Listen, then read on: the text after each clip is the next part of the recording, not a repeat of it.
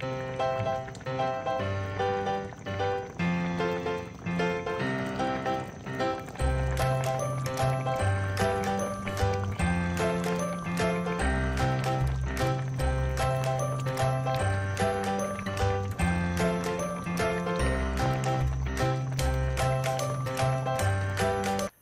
guys! For today's vlog, magluluto tayo ng bistig liempo or pork belly.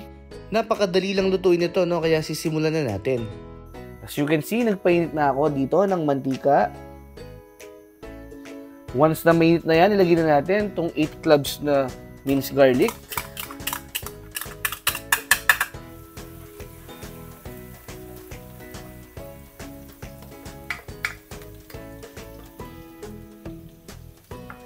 And then, kapag medyo toasted na yan, pwede na natin ilagay itong 1 large na onion.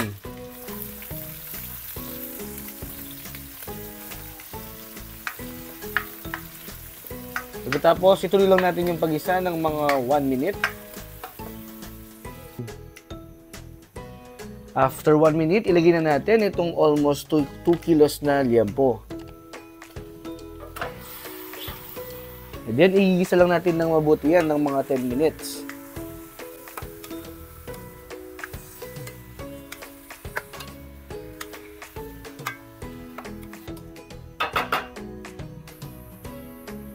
Pag nag-brown na rin yung ating liempo, maglalagay tayo dito ng paminta. Tansyahan lang to guys, no, kung gaano kadaming gusto nyo. At saka 2 pork cube. And then, tuloy pa natin yung pag-isa dyan ng mga 5 minutes. Igigisa natin ng mabuti yan, no, para mas masarap.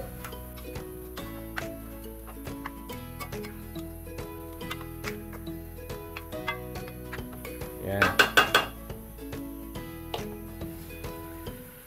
After 5 minutes, maglalagay na tayo dito ng 1/2 cup na calamansi juice. At saka 3/4 cup na soy sauce. Then, haluin lang natin ng bahagya yan at papakuluin lang natin yan. Takpan na lang muna natin guys. At papakuluan natin yan ng mga 10 minutes para mas manuot pa yung lasa sa ating liempo. After 10 minutes, maglalagay na tayo ng tubig.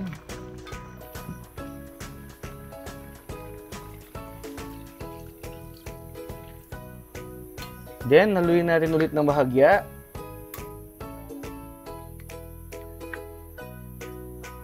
Tsaka natin takpan ulit, no? At papakuluan pa natin yan ng mga 50 minutes to 1 hour hanggang sa lumambot yung ating liempo. After 50 minutes, check na natin guys kung malambot na yung ating liempo.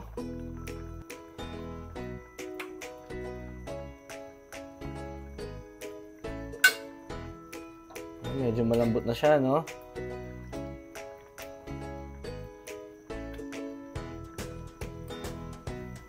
Titikman na rin natin para ma-adjust na natin yung lasa.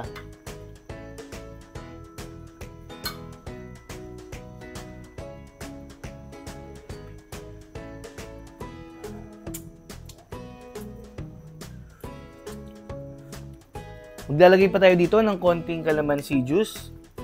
Mas masarap kasi sa bistig, no, yung medyo may kick yung asim ng calamansi. At saka isang sachet ng seasoning. Yan, maglalagay din tayo ng mga 2 kutsarang sugar, pambalance sa asim at alat, at syempre pampasarap na rin. At haluin lang ulit natin.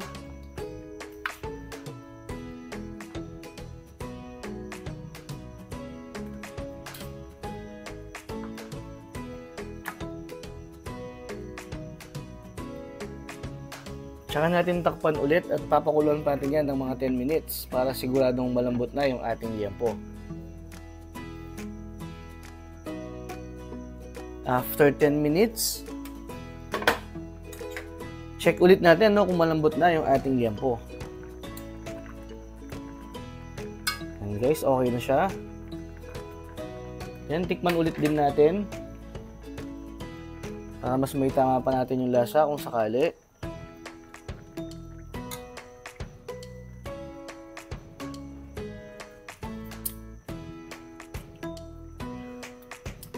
Grabe, sa sabaw pa lang, masasolve ka na dito, no?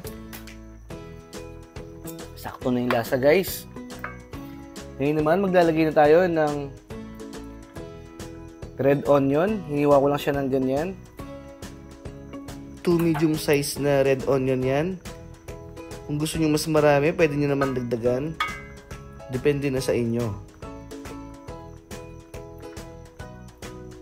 Yan, guys. Then, takpan lang natin yan at ituloy pa natin yung pagluto ng 3 minutes at pwede na itong iserve. Kung umabot ka sa part ng video na to, maraming salamat sa iyong panonood. At kung hindi ka pa nakasubscribe, mag-subscribe ka na rin. Pakiclick mo na rin yung notification bell para ma-update ka sa mga susunod pa nating cooking videos. Okay guys, hanggang sa muli. Bye!